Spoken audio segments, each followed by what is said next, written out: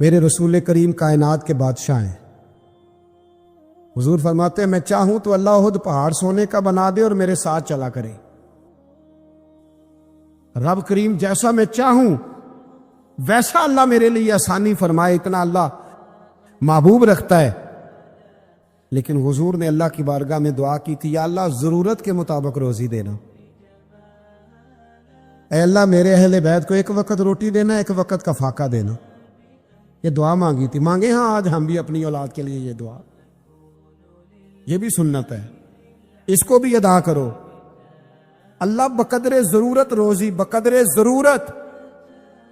اور ایک تو وقت ہے نا آ نہیں رہا، کروڑوں مال آیا اور میرے رسول کریم نے دنیا کی دولت کو گھر میں داخل ہے، حضور نے داخل ہے۔ ادھر دیکھو میری طرف، حضرت عمر فاروق جیسا دلیر آدمی، جناب عمر کہتے ہیں، صحیح بخاری میں صحیح مسلم میں حدیث ہے، فرماتے ہیں میں حضور کے کمرے میں داخل ہوا، حضور آرام فرما تھے۔ اللہ کے رسول جب اٹھے نا میرے لیے کہ عمر آیا ہے، محبوب عزت دیا کرتے تھے نا، کہتے ہیں حضور جب اٹھے تو موٹے بان کی چارپائی تھی نبی پاک کی، موٹے بان کی، اور فرماتے حضور کی کمر پر موٹے موٹے نشان بنے ہوئے تھے۔ حضرت عمر فرماتے حضور کی کمر مبارک پر موٹے موٹے بان کے نشان میں نے دیکھے تو میں رو پڑا، دلیر آدمی تھے پر رو پڑا۔ عرض کی یا رسول اللہ صلی اللہ علیہ وسلم، کیسر و کسرا کے بادشاہ موجیں کر رہے اور آپ اللہ کے نبی ہو کے اس تکلیف میں؟ رسول کریم حضرت عمر کے آنسو دیکھ کے فرمانے لگے، عمر کیا تو یہ پسند نہیں کرتا کہ وہ دنیا کی عارضی زندگی میں تھوڑے وقت میں موج کر جائیں اور آخرت میں رسوا ہو جائیں، اور ہم یہاں تھوڑی سی تکلیف برداشت کریں اور اللہ قیامت کی ساری عزتیں ہمیں ہی عطا فرما دے۔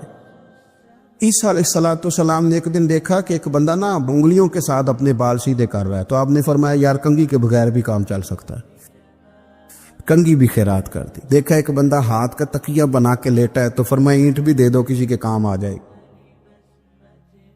ایک دن دیکھا کہ ایک بندہ نا یوں چلو میں پانی پی رہا ہے، فرمایا پیالہ بھی رہنے دو، اس کے بغیر بھی کام چل ہی جاتا ہے۔ جناب عیسیٰ کا یہ زہد تھا۔ میرے نبی پاک علیہ السلام نے فرمایا جس نے جناب عیسیٰ کا زہد دیکھنا ہو وہ میرے ابو ذر غفاری کو دیکھے، ان کو دیکھے، یہ دنیا میں جناب عیسیٰ کے زہد کے مطابق چلتے پھرتے ہیں۔ ساری زندگی دولت کو، مال کو پسند نہیں کیا۔ جہاں رہتے تھے ایک گورنر صاحب نے 300 دینار تحفے میں بھیجے، تو ایک ہوتا ہے نا بندہ کہتا نہیں نہیں ضرورت نہیں، اور حضور سید عالم صلی اللہ علیہ وسلم نے حضرت عمر سے فرمایا تھا جو خود بخود آ جائے وہ قبول کر لو اللہ کی طرف سے۔ لیکن ان کا رنگ فقیری والا تھا اور تھوڑا انوکھا تھا۔ 300 دینار آئے تو فرمانے لگے اسے جا کے کہو تمہیں کوئی اور بندہ نہیں ملا دھوکہ دینے کے لیے، میرے گھر ہی مال بھیج دیا ہے۔ فرمانے لگے میرے پاس گدھا ہے سواری کرنے کے لیے، میرے پاس بکریاں ہیں دودھ پینے کے لیے، میرے پاس ایک چادر اضافی ہے سامان میں سے، میں تو ڈرتا ہوں کہ رب کہیں اس چادر کے بارے میں سوال نہ پوچھ لے، اور تم ہو کہ میرے پاس یہ لے کے آئے ہو۔ حضرت عثمان غنی کے پاس جا کے کہا کرتے کتنا لوگوں کے پاس پیسہ آ گیا ہے، ہر بندے کے گھر میں مال ہے، یہ کیا ہو رہا ہے، لوگوں سے کہیں خرچ کرے غریبوں پہ۔ عثمان غنی فرمانے لگے تمہیں تو خوش ہونا چاہیے کہ میرے دور میں لوگ خوشحال ہو گئے۔ آپ فرمانے لگے نہیں، وہ والا رنگ زیادہ بہتر ہے جو مدینے والے نے اختیار فرمایا، کیونکہ کچا رنگ للاری والا چڑھدا تے لیندا رہندا عشق تیرے دا رنگ محمد، جدوں چڑھ جائے پھر نہیں لیندا۔ آپ کی طبیعت کے اندر دولت سے بیزاری۔ حضرت ابو درداء، حضرت ابو موسیٰ اشعری، حضرت ابو ہریرہ رضی اللہ تعالی عنہ، یہ سمجھ لیں ان کے کلاس فیلو تھے، ان کے ساتھ پڑھا تھا انہوں نے۔ حضرت ابو ذر غفاری ان پر بھی جلال کرتے۔ آپ یقین کریں کہ طبیعت نا ایسے کیف میں آ گئی ان کو پڑھ کے، ان کو پڑھا جب کچھ دنوں سے تو کچھ انوکھا، یہ انوکھی وجہ ہے، سارے زمانے سے نرالے ہیں، یہ بندے کون سی بستی کے یار اب رہنے والے، یہ کس طرح کے لوگ ہیں، کیا سوچ ہے۔ حضرت ابو درداء رضی اللہ تعالیٰ عنہ کے گھر کے قریب سے گزرے تو حضرت ابو درداء مکان بنا رہے تھے، کیا جملہ کہا، تڑپ گئی روح. فرمانے لگے ابو درداء تجھ سے مجھے یہ امید نہیں تھی یار. فرمایا کیا ہوا؟ فرمانے لگے اب تیرا مکان بنانے کے لیے بھی اللہ کے بندوں کی پشتوں پر اینٹیں رکھی جائیں گی. تیرا مکان بنانے کے لیے رب کے بندوں کی پشتوں پر اینٹیں تیرے لیے. حضرت ابو درداء نے گردن جھکا لی. فرمایا یار جہاں تو ہے نا تو بالکل ہی ٹھیک کہتا ہے. کیوں؟ میرے نبی پاک صلی اللہ علیہ وسلم نے فرمایا اس زمین کے اوپر اور آسمان کے نیچے ابو ذر غفاری سے سچا بندہ کوئی نہیں, ان سے زیادہ سچا کوئی نہیں. فرمایا تو ٹھیک کہتا ہے یار, صحیح کہتا. حضرت ابو موسیٰ اشعری رضی اللہ تعالیٰ عنہ کو گورنر بنا دیا گیا عراق کا. اب حضرت ابو موسیٰ اشعری صحابہ میں ایک بڑے جلیل القدر صحابی ہیں, اور ان کی عظمتیں, رفعتیں, بلندیاں کیا کہنا, بڑی گہری دوستی تھی. لیکن جب وہ گورنر بن گئے نا تو آپ نے فرمایا بس بھائی اب تو نے عہدہ لے لیا, یہ بندے کو ٹھیک نہیں رہنے دیتی چیزیں, اب تو عہدے میں چلا گیا. بڑی مدت کے بعد ملاقات ہوئی حضرت ابو موسیٰ اشعری کے ساتھ. وہ دوڑ کے آئے حضرت ابو ذر غفاری کے گلے ملنے, میرا بھائی میرا بھائی. فرمایا پیچھے ہٹ جا, میں نہیں تیرا بھائی, تو گورنر ہے, میں غریب آدمی ہوں, اپنا کام کر. پھر دوڑ کے آئے. فرمایا ابو ذر تو میرا بھائی ہے یار, اکٹھے پڑھتے تھے حضور. فرمایا نہیں جا, تو نہیں میرا بھائی. پھر آئے. جانتے تھے نا یہ سچا بندہ ہے, یہ سچا بندہ ہے, یہ تقریروں والا نہیں, صرف وعظوں والا نہیں, اس کے اندر بھی بڑی سچائی ہے. قریب آئے, آ کے کہا یار تو میرا بھائی ہے, میرے سینے لاگ. فرمانے لگے تو تیسری بار آیا ہے, مومن ہے, میں منہ نہیں موڑ سکتا, پر پہلے مجھے بتا گورنر بننے کے بعد تو نے مکان کتنے بنائے, باغ کتنے لگائے, چکیاں کتنی لگائیں, کتنے تو نے چیزیں بنائی ہیں, پہلے بتا. تو ابو موسیٰ اشعری نے ان کا ہاتھ پکڑا, رونے لگے. کہنے لگے جس محبوب سے تو نے تربیت لی ہے میں بھی انہی کا نوکر ہوں, جن کپڑوں میں میں عراق گیا تھا میرے آج بھی وہی ہیں یار. کیا بات کرتا ہے تو, میرے وہی ہیں. مجھے بتا اگر یہ عہدے خدمت کے ہم نہیں لیں گے تو پھر کیا ظالموں کو دیں گے, غیروں کو دیں گے؟ نہ کر, کچھ نہیں بنایا. حضرت سیدنا ابو موسیٰ اشعری رضی اللہ تعالیٰ عنہ روئے, اور جب کہا نا کوئی شے نہیں میرے پاس, تو فرمایا اچھا چل آ جا, پھر سینے لگ جا, تو واقعی میرا بھائی ہے. پھر حضرت ابو ذر غفاری نے محبت فرمائی. وہ درویشی, وہ فقیری, وہ سادگی, وہ نورانیت, وہ دل کے ساتھ اندر. ہمارے تو بہت سارے لوگ ہیں جو کہتے ہو کہاں لے جانا ہے مال, کیا ضرورت ہے مال کی, ہر وقت مال کی مخالفت کرتے, لیکن دل ان کا کہتا ہے کہ آئے صحیح, کسی طریقے سے پہنچے صحیح. حضور نے فرمایا بعض لوگوں کی زبانیں شہد سے زیادہ میٹھی, دل بھیڑیے سے زیادہ خطرناک. اوپر سے کہہ کچھ رہے ہیں, اندر حالات کچھ اور ہیں. لیکن حضرت ابو ذر غفاری رضی اللہ تعالیٰ عنہ دوری دولت سے, آپ فرماتے کیوں ہیں لوگوں کے پاس مال, کس لیے اتنا مال جمع کیا ہے, کیا ساری غریبی ختم ہو گئی ہے, غربت مٹ گئی ہے ساری, کیوں لوگ مال بناتے ہیں؟ ایک اور آپ کی کلاس فیلو تھے جو بصرے کے گورنر بنے, عبداللہ بن عامر رضی اللہ تعالیٰ. ایک صاحب سے ملاقات ہوئی, جناب نافع تائی ان کا نام تھا. تو ابو ذر غفاری سے وہ بڑے شوق سے ملنے آئے, حضور کے صحابی سمجھ کر کے. فرمایا کہاں کے رہنے والے ہو؟ کہا میں تو بصرے کا رہنے والا ہوں. فرمایا وہاں میرے ایک کلاس فیلو ہیں عبداللہ بن عامر. کہا وہ تو آج کل گورنر ہیں. فرمایا میرا ایک پیغام دے دو گے اس کو جا کے؟ کہا حضور دے دوں گا. فرمایا اس سے جا کے کہنا تو گورنر بن کے بھی زندہ ہی ہے, اور میں پانی کا پیالہ پیتا ہوں, کھجور کھاتا ہوں اور رب کی عبادت کرتا ہوں, میں بھی تو زندہ ہی ہوں نا, تو بھی زندہ ہی ہے, اس سے آگے کچھ نہیں ہے. اور میں کھجور کھاتا ہوں, پانی کا پیالہ پیتا ہوں, میں بھی تو زندہ ہوں نا. اللہ اکبر.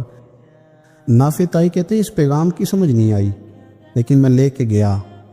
عبداللہ بن عامر سے میری ملاقات ہوئی تو میں نے کہا جی ایک پیغام دینا ہے, تو انہوں نے کچھ توجہ نہیں کی. جب میں نے بتایا نا کہ حضرت ابو ذر غفاری کا پیغام ہے تو ان دونوں آنکھیں کھول دی، کہنے لگے جلدی بتاؤ انہوں نے کیا کہا ہے۔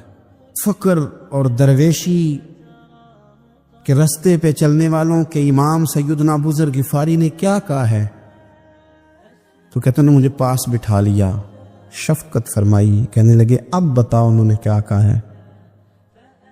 تو عرض کرنے لگے انہوں نے کہا ہے کہ تو گورنر ہے، تو بھی زندہ ہے، اور میں کھجور کھاتا ہوں، پانی پیتا ہوں، رب کو یاد کرتا ہوں، میں بھی تو زندہ ہی ہوں نا۔ کہنے لگے ایک دفعہ پھر کہا انہوں نے کہا تھا کہ میں کھجور کھاتا ہوں، پانی پیتا ہوں، عبادت کرتا ہوں، میں بھی تو زندہ، کہا ایک دفعہ پھر کہتے ہیں تیسری دفعہ کہا تو وہ اتنا روئے کہ انہوں نے چادر میں منہ چھپا لیا۔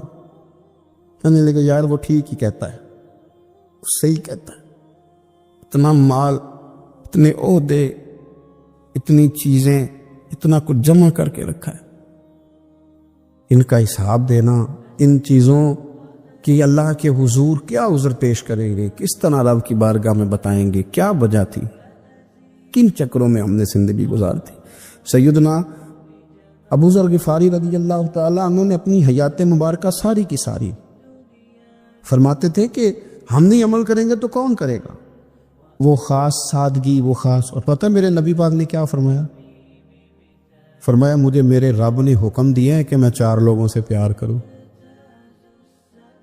اللہ اکبر، کاش کبھی آپ اس حدیث کے جملوں کو سمجھیں۔ اور یار اللہ نے حکم دیا ہے محبوب پیار کرے، حضور کس سے؟ تو پہلے 3 مرتبہ نبی پاک نے ایک شخص کا نام لیا، فرمایا علی سے، علی سے، علی سے، پھر فرمایا ابو ذر غفاری سے، پھر فرمایا جناب مقداد سے، پھر فرمایا سلمان فارسی سے۔ رب نے مجھے کہا ان سے پیار کرو، حضرت ابو ذر غفاری تو بھوک کے موقع پر نا اونٹ پہ بیٹھے تھے، پیچھے رہ گئے، اونٹ پر بیٹھے تھے تو پیچھے رہ گئے، اونٹ سست تھا، تھک گیا، چل نہیں رہا تھا۔ حضرت ابو ذر غفاری رضی اللہ تعالیٰ عنہ پہلے تو اسے لے گئے ایک گاؤں میں کہ اونٹ بیمار ہو گیا، اس کا علاج کرایا، لیکن جب وہ ٹھیک نہ ہو سکا نا تو اونٹ وہیں چھوڑ دیا۔ حضور صلی اللہ علیہ وسلم کے پیچھے ضرور پہنچنا ہے میدان تبوک میں، تو جو سامان تھا وہ سارا پشت پہ رکھا اور اکیلے ہی چل دیے، تنے تنہا اور پیدل۔ سامنے سے گرد اڑتی ہوئی نظر آئی تو لوگوں نے کہا حضور پتہ نہیں کون آیا ہے۔ فرمایا تمہیں نہیں پتا، مجھے تو پتہ ہے نا، ابو ذر غفاری آیا ہے، ابو ذر غفاری آئے۔ پھر حضور نے فرمایا یمشی واحدہ و یموت واحدہ و یبعث واحدہ، فرمایا یہ تنہا چلتے ہیں، یہ تنہا ہی دنیا سے جائیں گے، تنہا ہی اٹھائے جائیں گے، تنہا چلتے ہیں، تنہا ہی دنیا سے جائیں گے، انتقال تنہا ہی اٹھائے جائیں گے۔ یہ بہت زیادہ سختی کرنے لگے صحابہ پہ، بہت زیادہ۔ تو حضرت عثمان غنی رضی اللہ تعالیٰ عنہ نے فرمایا کہ آپ اپنے مزاج کے لحاظ سے تو درست ہیں، پر جو چیز آپ طاری کرنا چاہتے ہیں جب شریعت گنجائش دیتی ہے تو آپ کیوں اتنی سختی فرماتے ہیں؟ تو فرمانے لگے ٹھیک ہے پھر مجھے ربضہ جانے کی اجازت دے دو۔ ربضہ ایک بستی تھی، جنگل تھا، وہاں کوئی آتا جاتا نہیں تھا، اسی کسے دے کچھ نہیں چلا گئے کہ نہ کچھ ہڈا دردی۔ حضور نے کہا تھا نا یمشی واحدہ، کیلا جلے گا، ربضہ چلے گیا۔ حضرت سیدنا عثمان غنی نے کہا یہ کچھ بکریاں لے جاؤ، دودھ پی لیا کرنا۔ فرمایا عثمان مجھے مال کی تو ضرورت پہلے دن سے ہی کوئی نہیں، مجھے تو رب رسول کی ضرورت ہے، ان کی کرم نوازیاں میرے ساتھ رہتی ہیں۔ تشریف لے گئے، وہاں تنہا کھجور کے خشک ٹکڑے کھاتے، عبادت کرتے، اللہ کو یاد کرتے۔ بڑے بڑے لوگوں نے آ کے کہا کہ ابو ذر آپ کی بڑی شان ہے، ہمارے ساتھ چلیں۔ فرمایا چھوڑو، کہاں منشور ہم اور کہاں ہنگامے محبت کے، ایک حجرے میں رہتے ہیں، خدا کو یاد کرتے ہیں، ضرورت کوئی نہیں، جہاں ہوں نا وہاں میں ٹھیک ہوں، حاجت نہیں۔ تباً بڑے جلالی تھے، زاہد مزاج تھے، فرماتے تھے کہ جو تمہاری ضرورت سے زیادہ ہے وہ سارا صدقہ کرو۔ کنز کے معاملے میں ان کا رویہ یہ تھا، صرف حضرت صدیق اکبر کو کچھ نہیں کہا انہوں نے، باقی حضرت عمر جیسے آدمی کو بھی کھڑا کر کے کہہ لیتے تھے یہ مال کیوں رکھا ہوا ہے خزانے میں، بانٹتے کیوں نہیں سارا؟ اور جناب عثمان غنی رضی اللہ تعالیٰ عنہ کے ساتھ تو باقاعدہ کئی دفعہ اس موضوع پر گفتگو کی. وہ کہتے تھے کہ جب اللہ کہتے ہیں قرآن میں کہ مال دولت جمع نہیں کرنی، تو وہ جو لوگ تھے وہ بھی بڑی شانوں والے تھے. وہ کہتے تھے کہ اللہ نے جب زکوٰۃ فرض کی تو مال جمع ہوتا ہے تو زکوٰۃ فرض ہوتی ہے نا. یا فطرانے کا کہا تو مال ہوتا ہے تو فطرانہ آتا ہے نا. تو آپ جو کہہ رہے ہیں وہ ٹھیک ہے، پر آپ اعلیٰ بات کر رہے ہیں تقوی کی، سارا بانٹو. تو حضرت ابو ذر غفاری کہتے تھے چلو ٹھیک ہے تمہاری بھی بات مان لیتا ہوں، پر یہ بتاؤ مدینے والے کا اپنا طریقہ کیا ہے؟ کہ بھئی حضور کا طریقہ تو وہی ہے جو آپ بتا رہے ہیں. تو فرمانے لگے پھر اس رستے نہ چلیں جو رستہ مدینے والے رسول کا ہے. اور حضور سے، نبی پاک سے عشق کرتے بڑا کھل کے. یہ صحابہ صفہ میں سے تھے. کلمے پڑھنے کے بعد چونکہ طبیعت جلالی تھی تو حضور نے بھیج دیا، فرمایا واپس جاؤ اپنے قبیلے میں تبلیغ کرو. واپس گئے، بھائی کو مسلمان کیا، والدہ کو مسلمان کیا، قبیلہ سارا مسلمان کیا، وہیں رہے. ہجرت مدینہ کے بعد آئے تبوک کے موقع کے قریب، اور حضور نے یہ صحابہ صفہ میں رکھ لیا. نوکری کرتے مدینے والے رسول کی، دلیر آدمی تھے، بڑا قبیلہ تھا، پر ڈیوٹی کرتے، ڈیوٹی خدمت کرتے. ایک بیٹا تھا زار اس کا نام تھا، اس کی ڈیوٹی لگائی تم نے میرے نبی پاک کے اونٹ چرانے. ڈاکو آئے تو صاحبزادہ اونٹوں کی، اونٹنیوں کی حفاظت کرتے شہید ہو گیا. اور یہ انوکھا بندہ ہے جس نے شرط لگائی تھی کہ میں نے کالی سیاہ رنگ کی عورت سے شادی کرنی. انوکھا بندہ ہے. ایک بیٹی تھی، ایک بیٹا، بیٹا شہید ہو گیا. بیوی سے کہا تم نے نبی پاک کے گھر میں خدمت کرنی ہے، حضور کے گھر والا، اور میں نبی پاک کی نوکری کروں گا. حضور کی خدمت کرتے، ہر وقت خدمت میں رہتے. اور حضور جب آتے نا، صحابہ صفہ میں یہ شامل تھے جو لوگ دین سیکھتے، حضور جب آتے تو سب سے پہلے آ کے حضرت ابو ذر غفاری کا پوچھتے، بلائیں. اور جب بات کرتے حضور تو بار بار ان کو مخاطب کر کے بات کرتے. حضرت ابو ذر غفاری رضی اللہ تعالیٰ عنہ کا نبی پاک سے اتنا پیار کہ ہماری بھی مشکل حل کر دی. ابو داؤد شریف میں موجود ہے. ایک دن کہنے لگا یا رسول اللہ صلی اللہ علیہ وسلم، اگر کوئی بندہ کسی سے پیار بڑا ہی کرے پر اس جیسے عمل نہ کر سکے، کوشش کرے کرنا. لوگ ہمیں کہتے ہیں نا جی پیار بڑا، عمل بھی تو کرو نا، بھی کرنا چاہیے، پر انسان ہے نا، غلطی بھی تو ہو ہی جاتی ہے. اب ہم عمل نہیں کر سکتے تو تم ہمیں پیار بھی نہیں کرنے دو گے؟ مہربانی کرو، پیار تو کرنے دو نا. حضرت ابو ذر غفاری نے کہا، ابو داؤد شریف میں موجود ہے، یا رسول اللہ صلی اللہ تعالی علیہ وآلہ وسلم، حضور پیار بڑا کرے پر ان جیسے عمل نہ کرے تو حکم کیا ہے؟ تو حضور نے فرمایا پیار سچا کرے، اللہ قیامت کے دن جس سے محبت کرے گا نا اس کے ساتھ ہی دونوں کو اکٹھا فرما دے گا. تو حضرت ابو ذر نے فوراً کہا حضور پھر مجھے آپ سے بھی بڑا پیار ہے، رب سے بھی بڑا پیار ہے. فرمایا فکر نہ کرنا، جنت میں اکٹھے ہی جائیں گے. اتنی محبت رسول پاک کی ذات کے ساتھ. حضور کی نوکری کرنے، ایک دن خدمت کرتے کرتے سو گئے. حضور مسجد میں آئے پتہ کرنے کہ ابو ذر آرام کر رہا ہے. یہ بھی مزہ ہوتا ہے، خیال رکھنا اپنے درویشوں کا، کیا کھایا کیا پیا، کہاں سوئے. حضور رات کو آئے، یہ سوئے ہوئے. فرماتے ہیں حضور نے میرا انگوٹھا ہلایا، میں اٹھ کے بیٹھ گیا، حضور بھی میرے پاس بیٹھ گئے. اور میں ابو ذر بڑا پیار کرتے ہو، سونے آپ کو پتہ ہی ہے. کہ یار تو بڑی نوکری کرتا ہے، ایک دن وہ بھی آئے گا جس دن تجھے میری مسجد اور میرے شہر سے جانا پڑے گا، پھر کیا کرو گے؟ پر اس کی حضور کسی کی طاقت ہے مجھے آپ کے شہر سے نکالے؟ میں تلوار نکال لوں گا. نبی پاک نے فرمایا تلوار نہ نکالنا، جہاں تمہیں بھیجا جائے چپ کر کے چلے جانا. حضور کب تک؟ فرمایا جب تک اللہ تیری اور میری ملاقات نہیں کرا دیتا. یعنی وصال تک. یہ واحد شخص ہے کہ حضور کے وصال ظاہری کا وقت آ گیا تو فرمایا کوئی میرے ابو ذر کو بلاؤ. جب یہ آئے تو حضور لیٹے ہوئے تھے، یہ جھکے نبی پاک کی طرف، حضور میں حاضر ہو تو حضور نے پکڑ کے سینے کے ساتھ لگا لی. سخت ہو جاتے ہیں دل جب آپ مشینوں کی زندگی میں زندہ رہتے ہیں. دل نرم کیسے ہوتے ہیں؟ میرے نبی پاک نے فرمایا یتیم کے سر پہ ہاتھ پھیر، رب تیرا دل نرم کرے گا. اگر زنگ لگ جائے دل کو تو اللہ کا ذکر کر، قرآن پاک کی تلاوت کر، اللہ تیرے دل کو نرم کر دے گا۔ اور پھر فرمایا کہ اگر دل سخت ہو جائے تو موت کو یاد کر، تیرا دل نرم ہو جائے گا۔ اچھوں کی صحبت اختیار کریں تو دل نرم ہو جاتا ہے۔ قبروں کی زیارت کریں، جائیں کبھی اپنے شہر کے قبرستان میں، غور کریں کہ وہ چودھری صاحب لیٹے ہیں، یہ علامہ صاحب لیٹے ہیں، وہ فلاں بہت بڑے افسر لیٹے ہیں، وہ دیکھو وہ میرا عزیز لیٹا ہے۔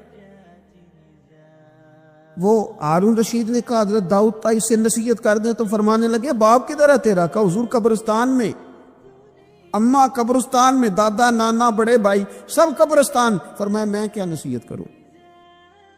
او پہ دس دیاں نی قبراں جنہ تے پھول پے، تو ادھروں کوئی بھی نہیں آمدا، تے ادھروں لکھاں گئے، تے سہ جوڑ سنگت دے ڈٹھے، سہ جوڑ 100 سال کی دوستیاں، سہ سال سنگت دے ڈٹھے، او تکو آخر وتھاں پئیاں، اور جنہ بعد جسی پل نہیں سنجیندے، ایک پل نہیں سنجیندے، پھر وہ شکلاں بھی یاد نہ رہیاں، سہ جوڑ۔ کہا یہ کوئی کم ہے دل کو نرم کرنے کے لیے تیرے پاس موت کا تذکرہ قبروں کی ضیاء کو تھوڑی ہے؟ یہ چیزیں دل نرم کرتی ہیں، یاد نرم کرتی ہیں چیزیں دل۔ سختی طبیعتوں کی، مزاجوں کی سختی، دوسروں کے بارے میں ڈاٹے جذبات، ہمارے رویے ڈاٹے، ہماری طبیعتیں سخت۔ حضرت عبداللہ ابن مسعود رضی اللہ تعالیٰ عنہ نے ایک شخص کو جنازے کے موقع پہ ہنستا ہوا دیکھ لیا، فرمایا آج کے بعد تیرے ساتھ کلام نہیں کروں گا۔ جس کا جنازہ دیکھ کے بھی دل نرم نہیں ہوا اور قبرستان دیکھ کے بھی دل نرم نہیں ہوا، وہ تو سخت دل بندہ، سخت دل بندے سے دوستی کبھی نہیں رکھوں گا۔ میں تو درد دل والوں سے پیار کروں گا، تیرے ساتھ میں کلام نہیں کرتا۔ تو کس طرح کا شخص ہے بھائی جسے یہاں کے بھی ہنسی آ رہی ہے، مذاق سوچ رہا؟ تو دل کی نرمی، میرے نبی پاک صلی اللہ علیہ وسلم نے نا دل پر، ہم نے نا کپڑوں پر بڑی محنت کی، ہم نے چہروں پر بڑی محنت کی، ہم نے اپنے ظاہر کو سنوارنے پر بڑی، ہم نے اپنے آپ میں بڑے بڑے لفظ یاد کیے، بڑی کہانیاں یاد کی، پر دل کے لیے محنت، اس پر محنت ہی نہیں کی۔ اعلیٰ حضرت فاضل بریلوی کتنے بڑے عالم ہیں، 1000 کتاب کے مصنف، اور ان کے فتاوی موجود ہیں کہ جس بندے کا تلفظ ٹھیک نہ ہو، یعنی جو ضروری قواعد ہیں وہ قرآن پاک کے جس کو نہ آتے ہوں، اس کے پیچھے نماز نہیں۔ جو ہا اور ہا میں فرق نہیں کر سکتا، حمزہ اور عین میں فرق نہیں کر سکتا، وہ الفاظ کا معنی بگاڑ دے گا۔ لیکن اعلیٰ حضرت چونکہ صوفی ہیں، درویش ہیں، علم کے ساتھ تو ایک اور رنگ بھی بیان کرتے۔ وہ کہتے ہیں یہ نہ ہو کہ صرف تو حروف کے ہیر پھیر میں لگا رہے، صغرے کبرے ٹھیک کرتا رہے، داربا یادرب کے چکر میں پڑا رہے، اور دل پر تو توجہ ہی نہ دے۔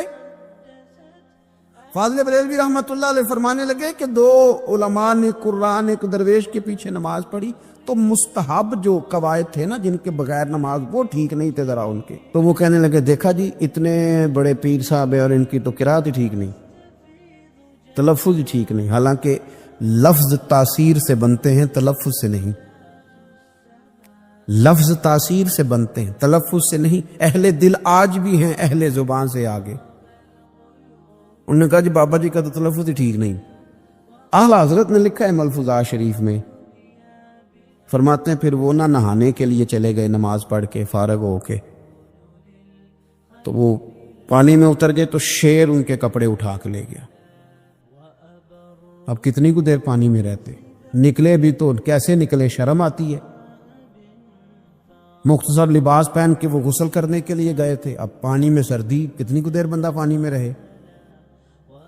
لوگوں نے آ کے کہا حضور وہ آپ کے مہمان تو الجھ گئے، بڑے بری طرح پھنس گئے، مہربانی فرمائے ان کو تو بچائیں، وہ تو سخت الجھن میں۔ کیا ہوا؟ کہنے لگے وہ شیر کپڑے لے گیا اور وہ پانی میں ہے، اب کچھ تو ہونا چاہیے۔ تو وہ بزرگ گئے، جا کے نہ دور کھڑے ہو کے شیر کو آواز دی، شیر کو۔ حضور کے صحابی تھے نا، حضرت سفینہ قافلے سے رستہ بھول گئے، ایک سائڈ پہ ہو گئے تو سامنے شیر آ گیا. میں نے کہا ہے لیکن جب آ جائے تو، جب شیر سامنے آ جائے، جب سامنے آ جائے پھر پتہ چلتا ہے کہ یہ تو واقعی آ گیا ہے، پھر انداز اور ہوتا ہے. حضرت سفینہ کے سامنے شیر ہی آ گیا. مشکات میں شیر آیا. اب کوئی بھاگتا ہے، کوئی چڑھتا ہے درخت پہ، کوئی لکڑی اٹھاتا ہے، کوئی اسلحہ پکڑتا ہے. حضرت سفینہ فوراً بولے، کہنے لگے او شیر، ذرا خیال کرنا میں رسول اللہ کا غلام ہوں. پھر آکھیا شیر سفینہ تائی جا رہا یار آ جان دے، اور جڑے غلام رسول اللہ دے اسی غلام ہونا دے. شیر دم ہلاتا رستہ چھوڑ گیا. اور بابا جی بھی گئے، فاضل بریلوی کہتے ہیں شیر کو آواز دی، شیر دوڑا آیا. آگے کہنے لگے وہ ہمارے مہمانوں کے کپڑے لے گیا، تجھے شرم نہیں آتی؟ تو شیر کپڑے اٹھا کے واپس لایا. ان علماء کو، حضرات علماء کو کپڑے پیش کیے. جب ان کو پیش کیے تو پیش کرتے ہی وہ بزرگ پھر فرمانے لگے، کہنے لگے مولانا تم نے لفظ سیدھے کیے ہیں، میں نے دل سیدھا کیا ہوا ہے. تم نے محنت کر کے نہ لفظ ٹھیک کیے ہیں لیکن میں نے دل ٹھیک کیا ہے. دل پاک ہوئے تے پاک ہی ملتا ہے، تے بنا پاکوں پاک نہیں ملتا. سارے جسم دے دھون نالوں ایک ٹکڑا دھول ہے دل دا. حضرت سلطان باؤ رحمت اللہ علیہ فرمانے لگے دل کالے نالوں منہ کالا چنگا. دل کالے نالوں منہ کالا چنگا، جے کوئی رمز پچھانے. اگر کسی کو بات کی سمجھ آئے تو دل نہیں سیاہ ہونا چاہیے، منہ ہو بھی جائے تو کام چل جاتا ہے. تو اپنے دل کی صفائی پر دیکھیں میرے نبی پاک علیہ وسلم نے ارشاد فرمایا کہ رب نہ تمہارے مال دیکھتا ہے نہ چہرے دیکھتا ہے، رب تو تمہارا دل دیکھتا ہے. اور امام غزالی حدیث لائے ہیں، حضرت عمر فاروق رضی اللہ تعالیٰ عنہ فرماتے ہیں کسی نے حضور صلی اللہ علیہ وسلم سے پوچھا کہ رب آسمانوں میں کہ زمینوں میں؟ جلوے تیری ذات کے کو بکو ہیں، جدھر دیکھتا ہوں ادھر تو ہی تو ہے. اللہ زمینوں میں کہ آسمانوں میں؟ تو حضور فرمانے لگے رب تو بندہ مومن کے دل میں رہتا ہے، اللہ تو مومن کے دل میں ہے. مومن کے دل میں کتنا بڑا ہے وہ دل جس میں رب ہے، رب کی یاد ہے، رب کی محبت ہے. اس لیے حضرت عمر فرمایا کرتے تھے میں نے دل کی آنکھوں سے اپنے مالک کی زیارت کی ہے. اور اقبال نے شاید اسی لیے مشورہ دیا تھا کہ دل بینا بھی کر خدا سے طلب. آنکھ کا نور دل کا نور نہیں. اللہ سے آنکھوں والا دل مانگ، اندھا نہ ہو جائے کئی طرح دل. دل بینا بھی کر خدا سے طلب. آنکھ کا نور دل کا نور نہیں. عزیز بھائی اللہ کے جلوے، لیکن ایک بات ذہن میں رکھنا، کسی گلاس میں تھوڑی سی غلاظت ہو نا، دودھ تو دور رہا، شہد تو دور رہا، اس میں کوئی پانی بھی نہیں پیتا. تھوڑی سی غلاظت ہو اور آپ کی آنکھوں کے سامنے وہ غلاظت دھل بھی گئی، صاف بھی ہو گئی، شرعی تقاضے پورے ہو گئے، پھر بھی کچھ لوگ کہتے ہیں میری طبیعت نہیں مانتی، میرا دل نہیں مانتا. صحیح کہہ رہا ہوں میں؟ او بھائی اتنی سی غلاظت گلاس میں تھی اور سادہ پانی نلکے کا، تو اس میں پینا پسند نہیں کرتا. اور اگر دل غلاظت سے بھرا ہو تو رب کی محبت وہاں آئے گی؟ خدا اپنا قرب وہاں رکھے گا؟ کسی سے جلنا، کسی سے حسد کرنا، کسی کے بارے میں عداوت رکھنا، کچی بولیاں بولنا. اور اب تو اتنا عجیب حال ہو گیا، جماعتیں جماعتوں کے بارے میں برا خیال کرتی. خانقاہ اور آستانوں کا یہ حال ہے کہ سبق پڑھایا جاتا ہے دوسرے کے خلاف، بس ہم ٹھیک ہیں. یہ تصوف ہے کہ میرا تو ٹھیک ہے. طریقت تو یہ تھی کہ میں ٹھیک نہیں، باقی سارا زمانہ ٹھیک ہے. تو کس چکر میں پڑا ہوا ہے؟ اعلیٰ حضرت فاضل بریلوی رحمۃ اللہ تعالیٰ علیہ کے ایک درویش تھے، تو فاضل بریلوی رحمۃ اللہ سے کہنے لگے میں نے مرید ہونا ہے. فرمانے لگے پتر جلدی نہ ہو، جا سارا زمانہ دیکھ. اگر کوئی میری طرح کا مل گیا، مجھ سے بہتر مل گیا، تو پھر میرے ساتھ وعدہ کر وہیں رہ جانا. ہاں اگر تیرے خیال میں نہ ملا تو پھر آنا. جا گھوم زمانہ دیکھ. یہ کیا بات ہوئی کہ آپ نفی کرنے لگے سارے زمانے کی اور کہیں صرف میں ہی ٹھیک ہوں، فقط میں ہی ٹھیک ہوں؟ یہ طریقت ہے. اور تصوف والے تو لوگ یہ کہا کرتے تھے میں تے بندہ ٹھگ جے لوکو، میں تے بندہ چور، اور جس دا خلقت کلمہ پڑھ دی او محمد ہور. وہ لوگ تو نفی کرتے تھے، وہ لوگ تو نفی کرتے تھے اپنی، کہتے تھے میں کوئی شے نہیں، میں تے بندہ ٹھگ جے لوکو، او میں تے بندہ چور. میاں محمد بخش صاحب رحمۃ اللہ علیہ، ایک عالم نگار نے لکھا تھا کہ وہ کچھ لوگ نا سکھ ہندو یہاں رہتے تھے تو ان کا نام محمد تھا چونکہ، تو بات کو شبہ پڑ گیا کہ شاید جن کا لوگ کلمہ پڑھتے ہیں نا مسلمان، معاذ اللہ یہ وہ والے. تو میاں صاحب اپنے بارے میں کیا کہ میں تے بندہ ٹھگ جے لوکو، میں تے بندہ چور، جس دا خلقت کلمہ پڑھ دی او محمد ہور. او میں تو ایک ٹھگ ہوں. حضرت میاں شیر محمد صاحب شرک پوری رحمت اللہ علیہ سرتاج ہیں اولیاء کے، پیر سید اسماعیل شاہ صاحب بخاری حضرت کرما والا شریف والے. وہ کہتے میں بیعت ہونے کے لیے جب شرک پور شریف آ رہا تھا تو رستے میں مجھے ایک بزرگ مل گئے. تو مجھے کہنے لگے کدھر جا رہے ہو، کون ہو؟ میں نے کہا میں سید ہوں اور میاں صاحب سے بیعت ہونے جا رہا ہوں. تو مجھے کہنے لگے وہ تو دنیا دار ہے، جیبوں میں ہاتھ ڈالتا ہے لوگوں کی، تو سید ہو کے رائن کے پیچھے کیا لینے جا رہا ہے؟ جیڑا بلے نو سید آکھے دوزخ ملن سزائیں، جیڑا بلے نو رائیں آکھے او جنت پینگا پائیں، کیونکہ رانجا رانجا کر دی نی میں ہوں آپ ہی رانجا ہوئی. رانجا یاکھن ساری میں ہیر نہ آکھے کوئی. وہ تو کدھر جا رہا ہے؟ کہتے میں نے کہا بابا زیادہ باتیں نہ کر، ناراض ہو جاؤں گا. کہتے بابے نے کئی دفعہ رستے میں مجھے منع کیا نہ جانا نہ جانا، فلانی جگہ چلا جا فلانی جگہ، لیکن میں چلا گیا. میری طلب صادق تھی. جب میں باہر جا کے بیٹھا تو اندر سے بلاوا آیا کہ میاں صاحب نے بولا. اندر گیا تو یہ تو وہی بابا جی ہیں جو مجھے روک رہے تھے.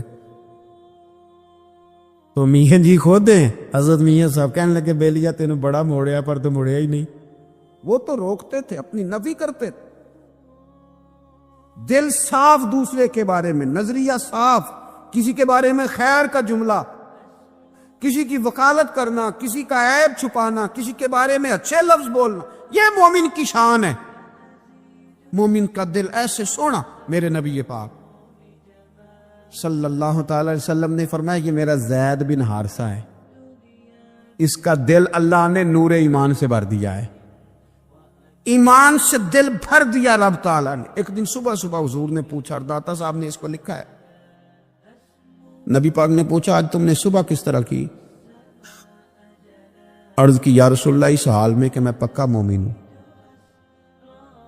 حضور نے فرمایا تو پکا مومن ہے کس طرح؟ کہنے لگے یا رسول اللہ میں اس طرح کا مومن ہوں کہ سونا اور مٹی میرے لیے برابر ہے، پیسے آ جائیں تب بھی کوئی ٹینشن نہیں، نہ آئے. حضرت زید بن حارثہ رضی اللہ تعالیٰ عنہ عرض کرنے لگے سونا اور مٹی برابر ہے، کوئی پرواہ نہیں. تو حضور نے فرمایا تیرے ایمان کی دلیل؟ عرض کرنے لگے یا رسول اللہ میرے ایمان کی شان اور دلیل یہ ہے کہ میں یہاں زمین پہ بیٹھ کے نظر اٹھاؤں تو میری نظر اللہ کے عرش تک جاتی ہے. میں بتا سکتا ہوں کہ جنتی جنت میں جا رہے ہیں اور راضی ہیں، جہنمی جہنم میں جا رہے ہیں اور چیخ رہے ہیں، میں بتا سکتا ہوں. حضور نے فرمایا پھر اس کی حفاظت کر، پھر اس جذبے کی حفاظت کر. فاصلوں کو تکلف ہے ہم سے اگر، ہم بھی بے بس نہیں بے سہارا نہیں، خود انہی کو پکاریں گے ہم دور سے، راستے میں اگر پاؤں تھک جائیں گے خود انہیں کو پکاریں گے ہم دور سے راستے میں اگر پاؤں تھک جائیں گے ہم مدینے میں تنہا نکل جائیں گے اور گلیوں میں کسیدن بٹک جائیں گے ہم مدینے میں تنہا نکل جائیں گے اور گلیوں میں کسیدن بٹک جائیں گے ہم وہاں جا کے واپس نہیں آئیں گے ڈھونڈتے ڈھونڈتے لوگ تھک جائیں گے جیسے ہی سبز گنبد نظر آئے گا بندگی کا کرینہ بدل جائے گا جیسے ہی سبز گنبد نظر آئے گا بندگی کا کرینہ بدل جائے گا سر جھکانے کی فرصت ملے گی کسے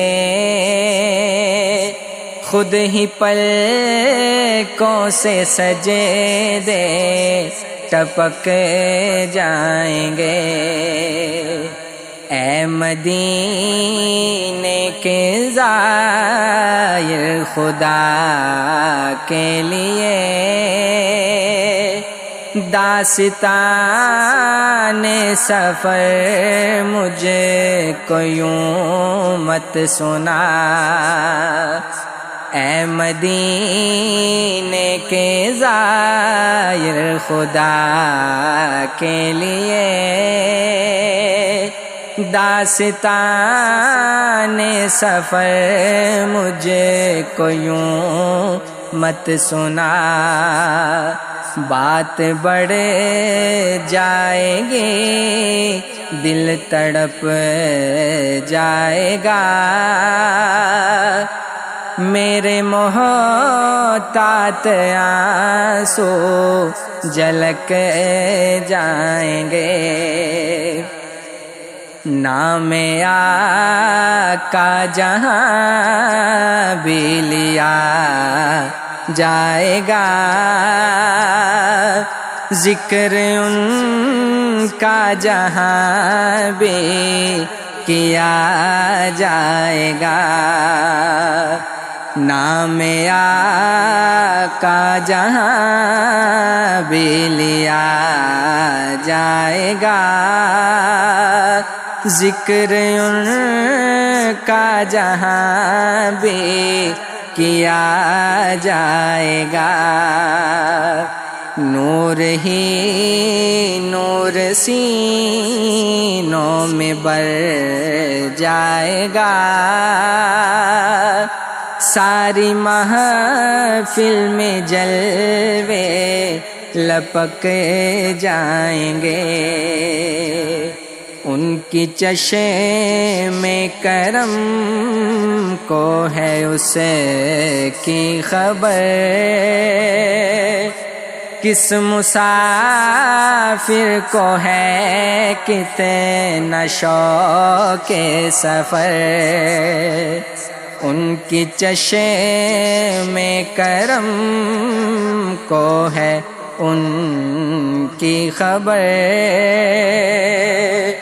کس مسافر کو ہے کتنا شوق سفر، ہم کو اقبال جب بھی اجازت ملی، ہم بھی آقا کے دربار تک جائیں گے، فاصلوں کو تکلف ہے ہم سے اگر، ہم بھی بے بس نہیں